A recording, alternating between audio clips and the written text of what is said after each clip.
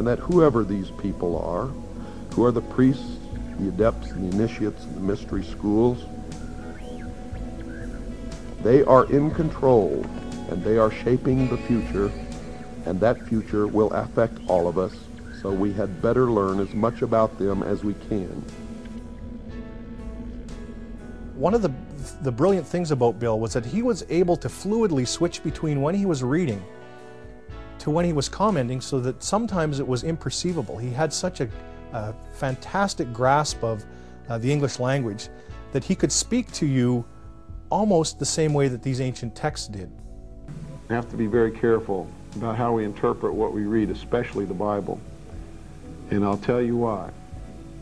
When I research these secret societies, and I research the Bible, and by the way, I'm a Christian, so if you're a Christian, don't think I'm knocking your religion. I'm not. I'm just telling you what I found. I have found that at the very heart and core of all these secret societies lurks the Kabbalah. The Kabbalah is the ancient Jewish mysticism. It is a method of encoding information through a system of mathematics and numbers. It is some of the most ancient knowledge that man has ever possessed and has been kept secret and given only to those who have proven themselves worthy through the process of initiation. Nobody knows where it comes from. I can tell you this, it was there long before the Jews came along. The Jews just took it and preserved it, and they passed it down, and it's used by everybody, because it's at the heart and core of the secret knowledge, the metaphysics, the real science that none of us know anything about. These people that belong to the secret societies never dared to write down in any language what they knew, what it was that they were guarding, because then someone could steal it and then the secret would be out. So they devised secret systems of encoding the secrets of the ages, the knowledge, the hidden knowledge, the occult. Now, occult doesn't mean evil. It doesn't mean the devil. It doesn't mean Satan. Occult means hidden. It means hidden. That's all it means.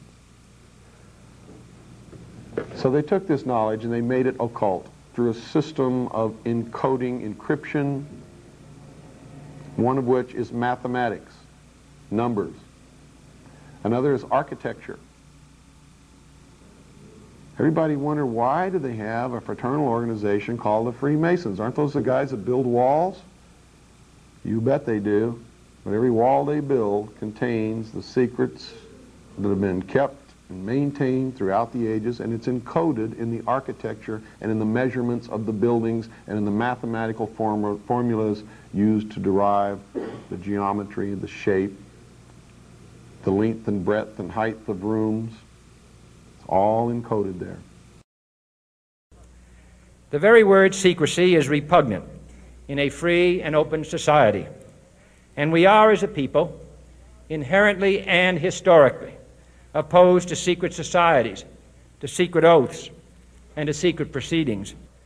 For we are opposed around the world by a monolithic and ruthless conspiracy that relies primarily on covert means for expanding its sphere of influence, on infiltration instead of invasion, on subversion instead of elections, on intimidation instead of free choice, on guerrillas by night instead of armies by day.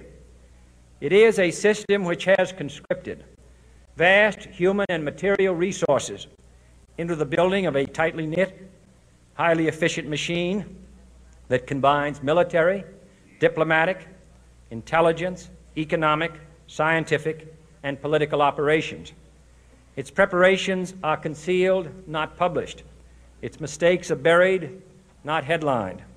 Its dissenters are silenced, not praised.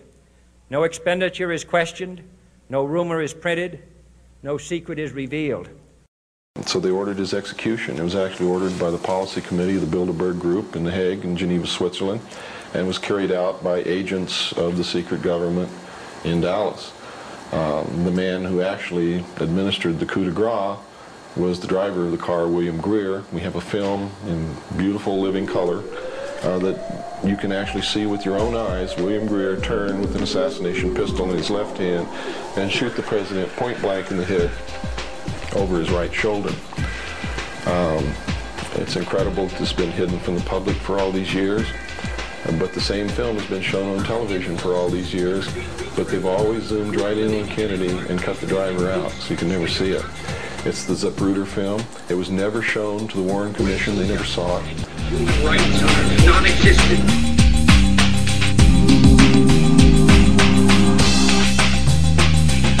They have created a repressive society, and we are their unwitting accomplices. More and more people are becoming poor.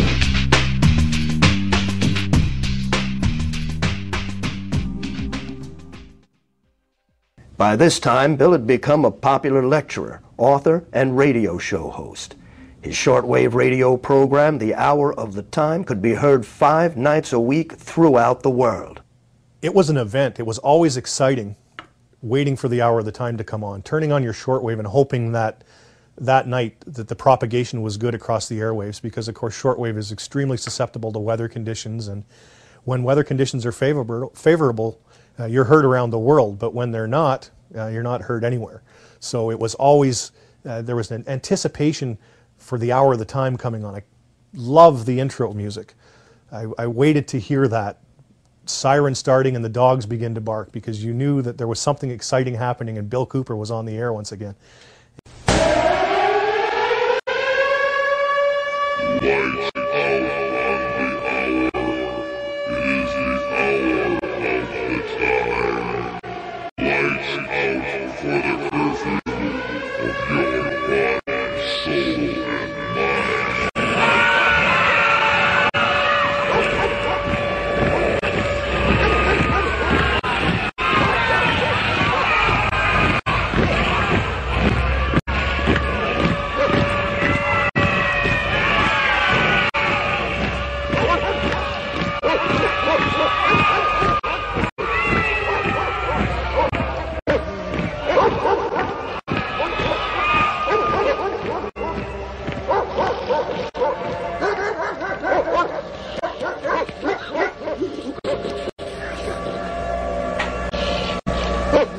You're listening to The Hour of the Time. I'm William Cooper. For the first time in the history of the world, man was free. Literally, a king and queen in his or her own right. Over the years, that promise has extended to many other peoples. That promise eliminated slavery. That promise has caused poor, unhappy people living under tyranny all over the world to set their eyes on the shores of this country, with only one thought in their mind: to get here however they had to get here, and even if they had to die in the process, in order that they could also be free. And so why, ladies and gentlemen, are we so eager to give it away? For some imaginary new world order under a United Nations charter that it will do away with war forever. If you believe that, if you really believe that and you fall for that deception, you'll be so sorry for the rest of your lives. He had such a way with radio, really took you back to, I think, in the pre-TV days when people used to sit around the radio and listen to it. That's what would happen in my living room. Friends would come over and we'd listen to Bill Cooper, and there was a certain nostalgia to it, but the fact that he was dealing with all of these current events and things that were happening right before our eyes added more drama to the whole situation. And it was just a wonderful experience every night sitting down and listening to Bill. Every time any church gets control of government, the people suffer. It has always happened. That's why our founding fathers established a country where that was not supposed to happen, where everybody was free to worship at the altar of their choice. And if you think they were all of one mind, you better think again.